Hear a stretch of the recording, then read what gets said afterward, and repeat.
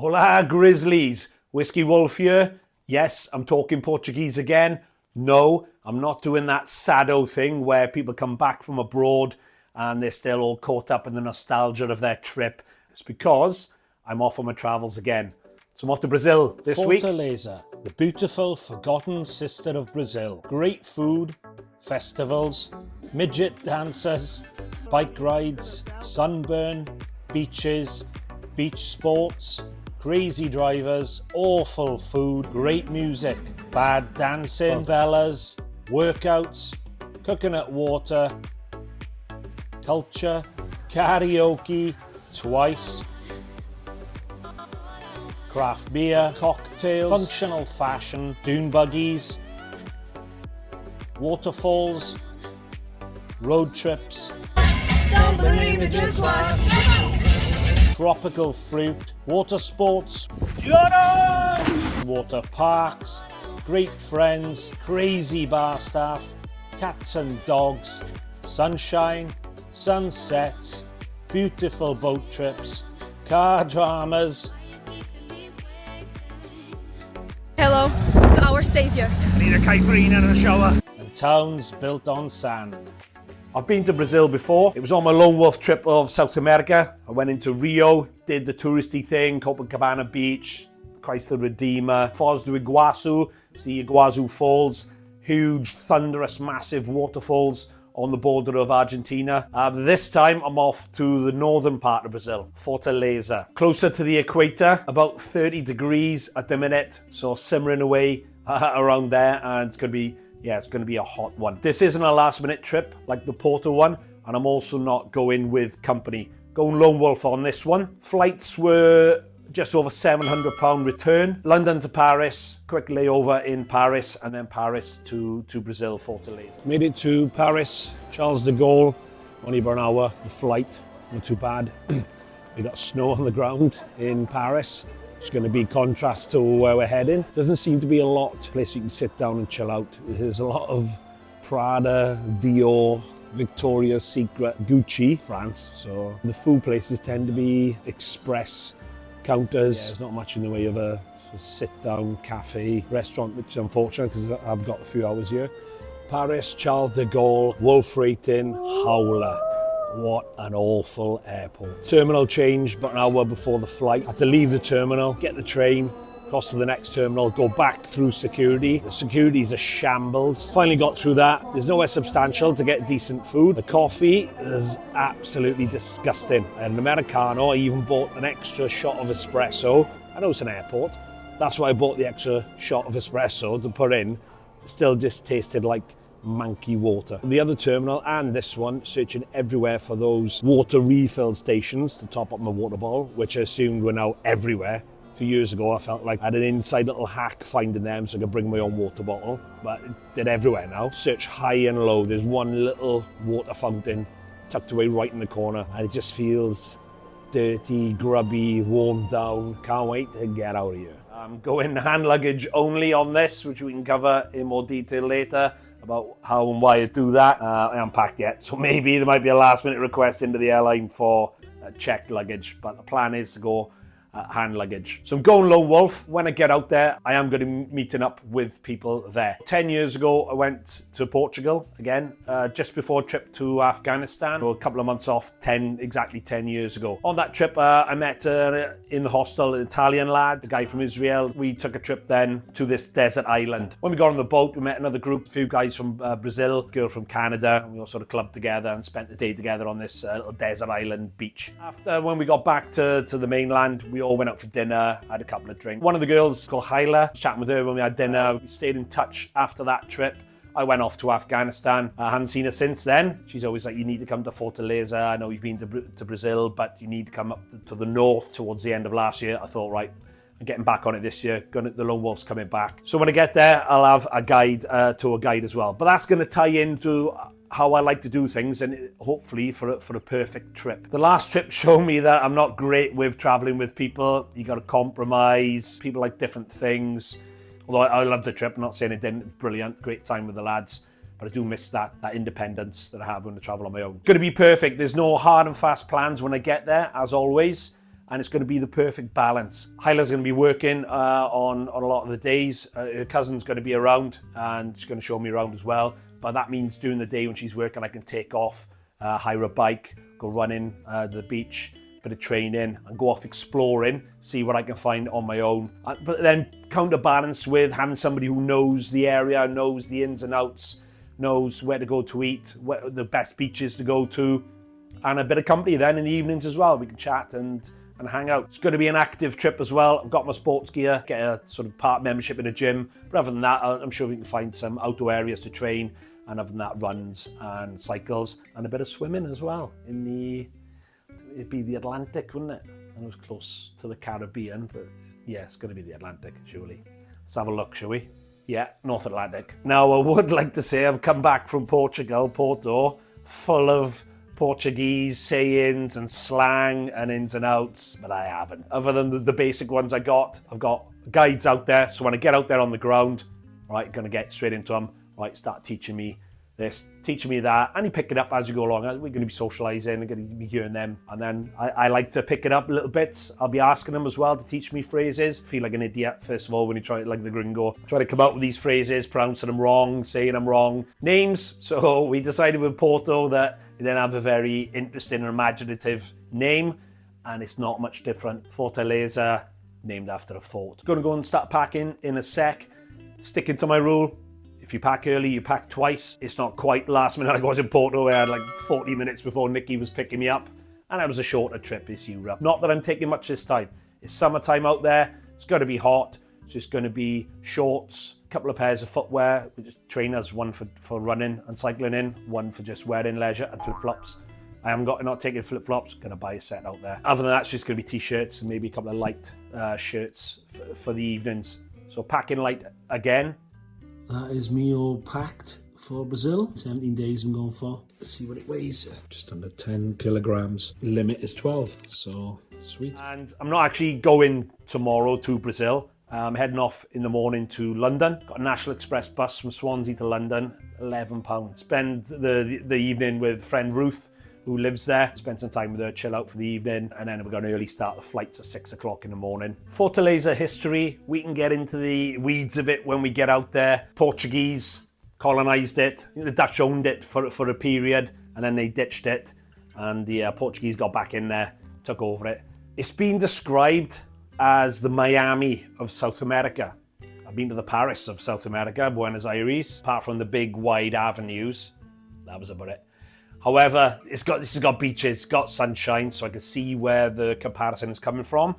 And if you look at the photos, a lot of high rises along that stretch. Looks very tourist driven. Not too sure how I feel about that.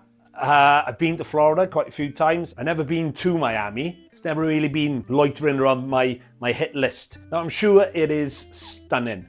I mean, if you love beaches, you love sunshine and American cities, then, oh yeah, it's perfect. It's haven for you. I don't like the sort of British version of what I think Miami is, which is your Costa del Sol, the Spanish, Greek, cliche resorts. They are beautiful as well, and I've been to them, and I do love going there, but I usually end up going there because I've been invited to something. Somebody gave me a pot of money and said, right, you can go anywhere in the world over the next year. Miami wouldn't be coming in my top 20. Right, now future editor Lone Wolf is going to have to dive in here. Because if you remember in the Porto episode that I'm banging on making a fuss about not being bothered by cathedrals, and then I have an absolute stinker with cathedrals, you go and see the cathedral. You might get the feeling that the amount I'm banging on about Miami in this, I could be in for another fall. Definitely want to check that one out in the future. I'll end up going there at some point in my life now and go, wow, this was amazing. Why have it taken so long to go here? We all have those preconceptions, and it's just one of those places, a bit like Vegas for me. I probably will go there at some point, and I'll love it, no doubt about it. But it's not on my urgent, burning desire list to go to. Miami or South America it is, and we'll make... Hello, Grizzlies. My name is Whiskey Wolf. I served 17 years as an elite Royal Marines commando. I'm a best-selling author of 4 books. I've led men into war 4 times, jumped out of planes, escaped a kidnapped attempt in Iraq, and got all sports shorts banned from the DVLA. I'm a survival expert in the Arctic, jungle and desert. I've travelled the world lone wolf, lived homeless in the UK and the notorious migrant camp in Calais, France. I then crossed the English Channel in a 9-foot dinghy, unsupported, undetected at night. I am founder and pioneer of Tramp Face, Salute Charity and my small business that I dragged through the disaster of COVID. My wolf pack is made up of my half Welsh, half American daughter, my Hungarian Vizsla puppy, and our friends, the Grizzlies. That's you. Together, we are gonna wolf the world because... You're gonna be a bear, you may as well be a grizzly. Made it to Heathrow. Ruth dropped me off, so she lives Peckham. She kindly dropped me off at 5:30 now in the morning. I've got a bit of a love-hate relationship with the airports. It's a conflict for me because once you get through security, I love that sort of anticipation, excitement that you're going away. But for somebody who does travel a lot, I do hate airports as well. In security, you get people with emptying the whole life contents onto the trays, taking ages, panicking, as if there's some sort of zombie apocalypse descending on them. Then you get through there and you got people shuffling, people blocking up the whole walkways, the whole vibe of people seem to be agitated. But I found Terminal 4 Heathrow has got a Wetherspoons with a little hack because I'm a coffee fiend addict. Worst things you can be addicted to, I guess. So breakfast in Wetherspoons, and then of course they do the free coffee refills. The coffee's all right. What I like to do is get white coffee, let a little bit of the milk miss the cups, it's quite strong, and then slam an extra espresso in on top. But of course then, because it's free refills, I have my little refillable beaker, which I usually fill with water. Once I've had my coffee and spoons, I just refill that with another coffee and another espresso, and hey presto, we now got a cold coffee for the flight.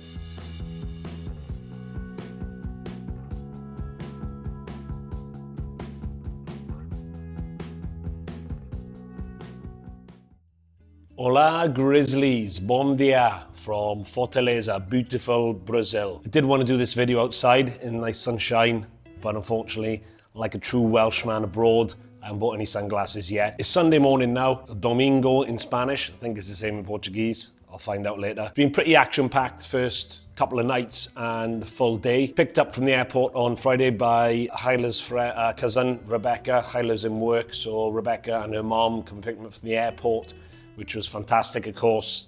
Long flight, just getting picked up and then taken exactly to where we're going.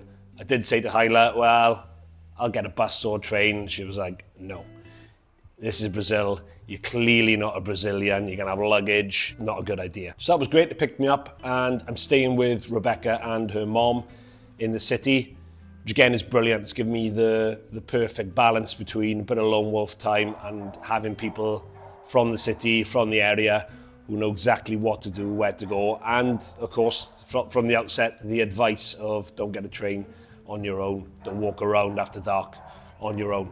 And I had the best welcome possible from them. Guys, really positive, friendly, lovely and talkative. It's just been great. I'm a person that feels quite awkward around people showing me hospitality and kindness, and I'll always have a little bit of that, no matter what that hospitality and kindness is. But the way they've put it across has just been brilliant, made me feel really welcome and comfortable. And the beauty of it was not just, I could see that they weren't trying, they weren't putting effort in to have to try and show me. It was just natural to them, and that's obviously just the natural way they are. So the first impression of the people from Fortaleza is a massive positive one. So we got there, we got settled in, they got 5 cats, which is great, and they all got their own little personalities. So I've been making friends with each of them. Black and White one seems to be my bestie at the minute. There's one who Rebecca described as the nurse of the family because it can draw blood, or it likes to draw blood. So I'm avoiding that one. The look it's giving me as well, she's telling me, stay away or we'll draw blood. Settled in, Hyla finished work. We went for dinner just in the local area with picanha, like a sausage dish. Hey guys, first night in Fortaleza. What's for dinner? He just arrived, so this is picanha. It's like a type of cut, really, really good. There's like a lot of flavor, there's meat, but there's like I forgot this. Skin. No. Skin. No, there's like skin in it. Fat. It's like fat. Yeah, fat. This is potato fries normally, and this is baião de dois. It's rice and beans mixture. It's really cultural here. Like this. Reasonable price in it. It was about £25 for the three of us, plus drinks. And then we just headed back and relaxed for the night, got our heads down.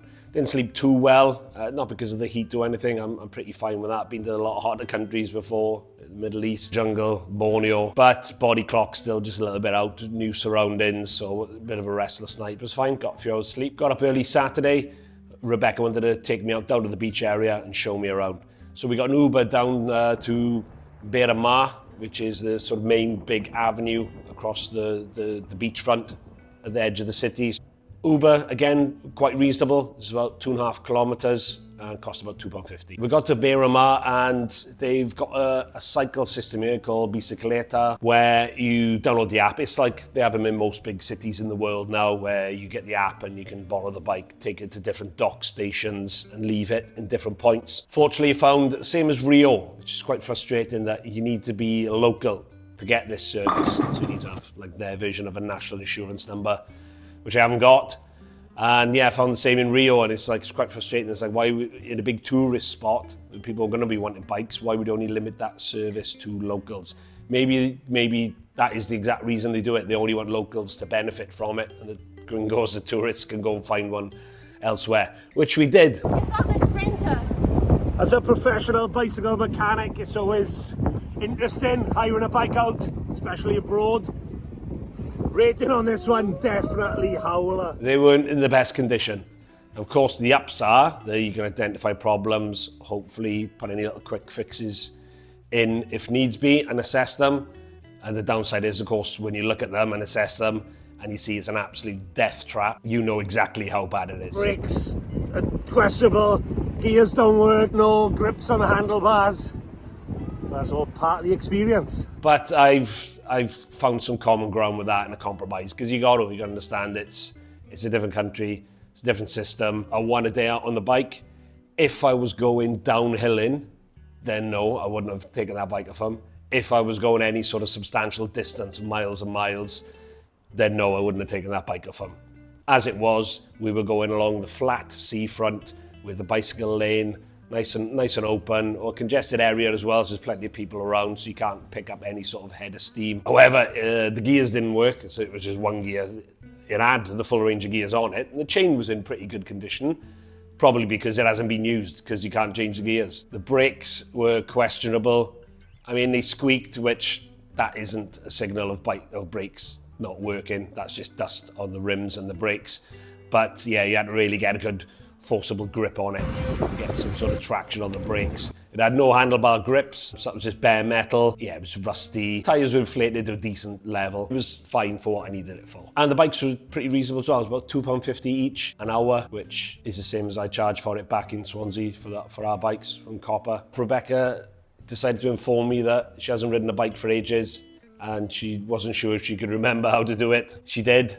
However, she was a bit of a liability as well. She nearly crashed into some muscle-bound guy. We weren't even on the bike lane. We were on the pedestrian part, massive, big, wide area, and she just started swerving straight towards him. He had to jump out the way at the last minute. I didn't listen. She's nearly killed 3 people already, including herself. Just one. That was a nice little leisurely ride across there. They have these sprinkler systems dotted all the way along, so it was good that I had Rebecca there. I mean, they're pretty obvious. They're like bright yellow, big pillars stood there, but I probably would have missed them if I was here on my own. Yeah, we could stop every so often, jump in front of them, get some cold water sprayed on you. Kind of like they have in the marathons. When I did the London Marathon, they had a big bank of them. You'd run past and it showers you. So it's quite nice and refreshing. So we started one end of Iracema, which is the big stretch of beaches going along the city front of Fortaleza.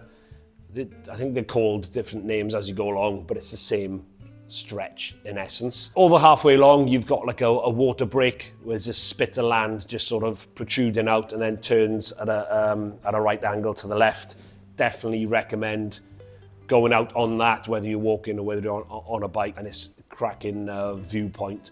take a photo. So we stopped there, had a couple of photos. There's like a working dockyard there, ships in there. There's a Navy ship in there as well at the time. Now the whole stretch there is lined with like little coconut water stands, so the coconuts with water in them and straw, and little sort of cabooses, cabanas, whatever you want to call them, dotted all the way along, doing food, like outdoor cafes.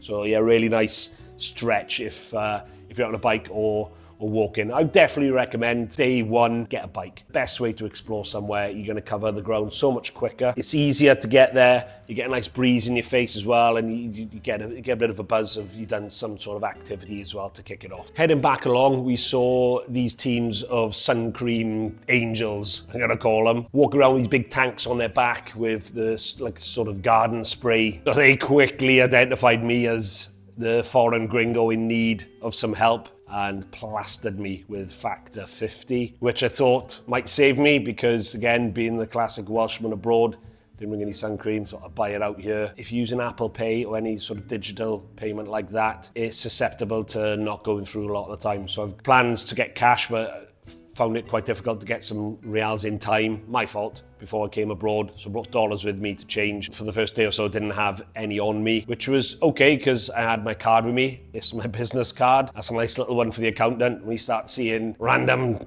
$100 bills flashing up in Brazil, but that's his problem, innit? And it does cost me a bit more then with the transaction fees and poor conversion rate, but if you're going to be a bear, might as well be a grizzly. What am I going to do? Not have a bike or not do something because the Apple Pay is not working. And they'll always ask you as well if it's credit or debit. And it wasn't a case of it doesn't work here, because sometimes on the same terminal, like in the festival, I used it once, didn't work. The Apple Pay, I used it again, tried it again, and it did work. We met Hyla to go and get some ice cream. So I'd seen this place on a couple of the travel guides. Come on then, Rebecca, explain to me this place. The best ice cream ever. It's in 50 sabores. It's like 50 flavors, but there's like more than that, like way more than that. And you can take everything, like you can taste as many as you want. They let you, and they make a flavor for anything. They're also whatever, and I don't care. Yes, I'm intrigued in this whatever one, so explain the whatever. I don't know, I never had it. No, yeah, but explain the situation of where it came from. People would say, I don't mind, and it's like, you know what, I'm gonna create a flavor just for you to say I don't mind. Perfect. They did it. They're gonna take this back to Copper Bar as well, back in Swansea. We're gonna invent a cocktail or drink called the whatever for the indecisive. Yeah. However, we went in there and they had hardly any flavours that we were after. So actually a bit of a disaster on that front, but all part of the story. We just left and decided to go and get something to eat for lunch instead. We then went to a place called Coco Bamboo, which is right on the seafront. Quite a nice place, a little guy playing guitar in there, serenading us. Sleek, modern, clean, sort of fine dining. The guys told me a general person out here would go to once a month. Wasn't that expensive considering it was deemed a more expensive place. £55 for 3 of us to eat.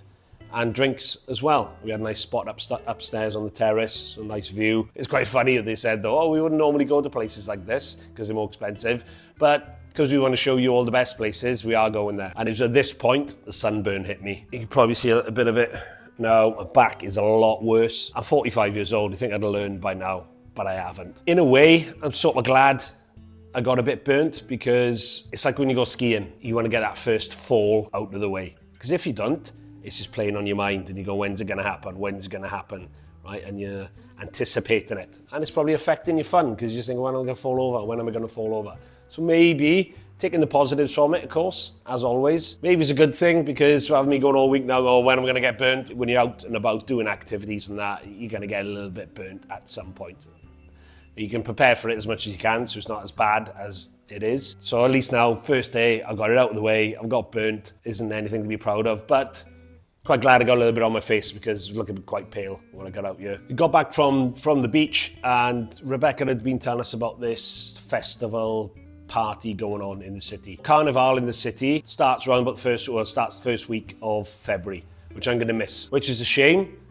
But I also found out then that the 4 weeks before Carnival is pre-Carnival, and it's just parties up into it, which is wild, but brilliant, isn't it? Yeah, we're going to have a carnival, but we can't wait for that date. We're just going to smash it and have parties in the 4 weeks leading up to it. So great for me, of course, because I can get to see that side of it as well. So Rebecca, she'd already got tickets with her friends, and she asked if I wanted to go, and Hyla was sort of weighing it up. So I said, yeah, well, definitely, I'm here to experience it. Let's do it. Tickets, they'd gone up, so when we looked online, they were about 60, 70 quid, around about there. And you get a nice little t-shirt with it, a nice colory t-shirt, which everyone's wearing, Rebecca, and the theme for most people that go there, especially the ladies, is they get their t-shirts before, a couple of weeks before, and then they take them to a tailoress, and they turn them into a mini skirt or the boob tube or whatever, some sort of fashion different to a normal t-shirt. So I decided I wanted to go, and then Hyla said she wanted to come with her friend as well. We got an Uber there. That was quite an experience getting there. We was channeled into this dirt track heading towards the queue, the festival gate, and it was just lined with touts, just people screaming into the car window in Portuguese. So of course I didn't know what the hell they were selling, or after, turns out they were selling tickets for the festival, which makes sense. So me having absolutely no negotiating skills in this department in Portuguese, left it to Hyla. She then deduced from him that we could get 3 tickets for the price of the one I was willing to pay for. About 70 quid I was going to pay, we could get for all 3. Of course Hyla had to make an assurance with him that they were genuine ones, so he would have to accompany us to the gate, and then once we were sure that they were genuine tickets, we could pay him. So I paid on my card. Again, it wouldn't take the Apple Pay, so not one for the accountant again to rummage through. Hey, and look, if anybody questioned it, of course it's a business expense. I'm in Brazil checking out craft beer, hospitality, how they do things over here, so it's 100% justified. It's not sort of any Glastonbury affair or Woodstock or anything like that. Much smaller scale. Just think of something in your local park, one centre stage, and then the open ground all around it with all these stalls. They had a party bus, which was just a big bus with a couple of open decks in it. They'd have DJs and singers, and that would just circle around the perimeter of the festival throughout, people following it, dancing behind it, so it's good. Good atmosphere. There was no aggro, different to a lot of UK festivals have been, where people just throw in pints of piss and bottles. There's none of that. Everyone was there just drinking, having a party, and having a good time. Drinks, very reasonable. I think it was about £2.50 for a drink. It was like a can of Brahma beer, or they had like the mixed like gin and tonics or like cocktails in a can. It's about £2.50 each, which for a festival, like UK, you're looking at about £8, right? For a pint of watery Carling beer and the cocktail mix things as well, and wine. The atmosphere was great, and yeah, it was great to see it. I love the Brazilian people, because if you go to Pakistan, for example, right, you look around, you can generally identify people who are from Pakistan. Same with most countries. Well, under Brazil, it's just got a mix of different. Some people look quite European. Some people look sort of native South American. Some people have got a mix of sort of Spanish, Portuguese. And then you just look across and you see someone who's clearly Brazilian, but they're like whiter than somebody who's been living in the Arctic for 20 years. But they've got thick black hair. I was told quite clearly by Hyla and Rebecca that I definitely don't look Brazilian, and I couldn't pass for it, and I stand out immediately like a sore thumb as a gringo. I got dark hair, dark eyes, classic European features, which again the Brazilian population contains. So I was like, no, I reckon and they were like, no, for starters he's sunburnt, that's gringo straight away. And I was like, yeah, I'll give you that one, the sunburn, but other than that. And to be honest with you, there was quite a lot of local lads coming up, touching me on the shoulder, talking Portuguese. I was just going to leave that one there.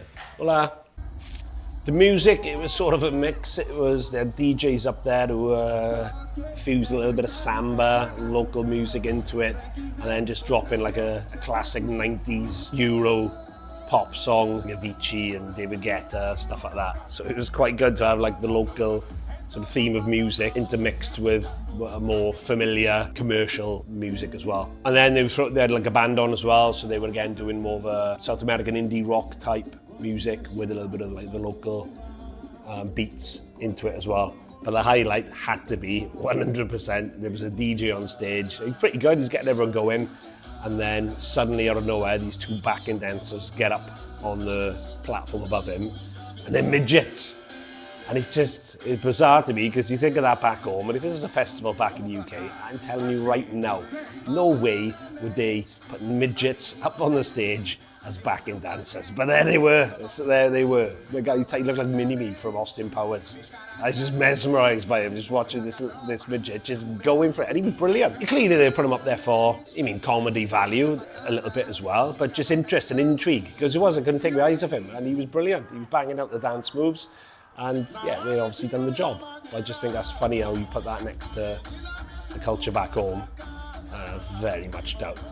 If you did that, there'd be a massive storm coming at you of criticism for that. But not over here, and I love that about different countries where the politically correct, pussyfooting around, things like that is just out the window, and they just do what they want. And if people like it, people are enjoying it, and nobody's getting hurt, yeah, I'm all for it. Got to the end, I was pretty tired by the time. We finished about midnight. I was pretty tired, getting old now, not a party animal I used to be. Right, but still a grizzly bear, so I pushed on right till the end, and then it was the usual sort of traffic getting out of there.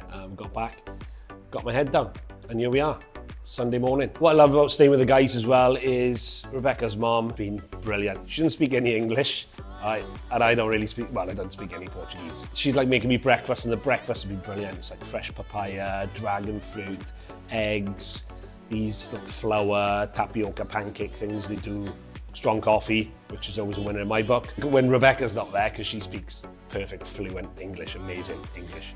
When she's not there, it's just this hybrid communication between me and her mom of the little bit of English that she knows with extended gestures, with the little bit of Portuguese / Spanish that I know that I think I can just shoehorn in and hope for the best that it'll translate sort of into Portuguese. Hand signals and pointing to stuff and laughing at each other. It's been quite entertaining as well. Makes a big difference just getting up and seeing that local side of it and seeing what they do in their daily life. So it's been a perfect start. Plans for today then. I'm heading to the pharmacy, gonna get some sunglasses, sun cream, after sun, flip-flops, deodorant, because it only came hand luggage. I wanted to cut it down and just buy some little things out here. There's a little Wi-Fi cafe, might stop in, grab a coffee there as well. Rebecca's still with her friends. She's a lot younger, she's 22, she's a lot younger than me and Hyla. So she was with her friends last night, she stayed there. A lot of people, knowing that I've travelled a lot, say to me, what's the best trip, where's the best place you've been?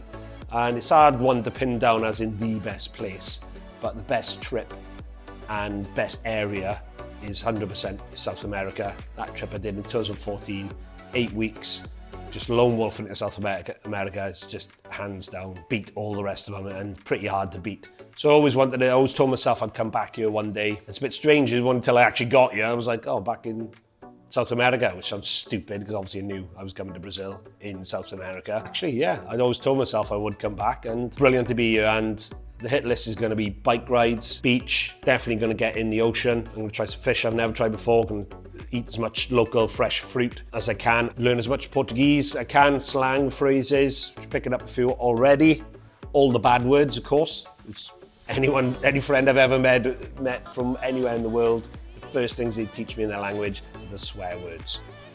Steak, coffee, craft beer, just the Brazilian culture. Just gonna soak it up. Definitely gonna get sunburnt again. Sorry, all you doctors and nurses out there. I once made the mistake of saying to one of them before, you gotta burn the brown. She went mental back home. She went mental with me. But you gotta burn the brown.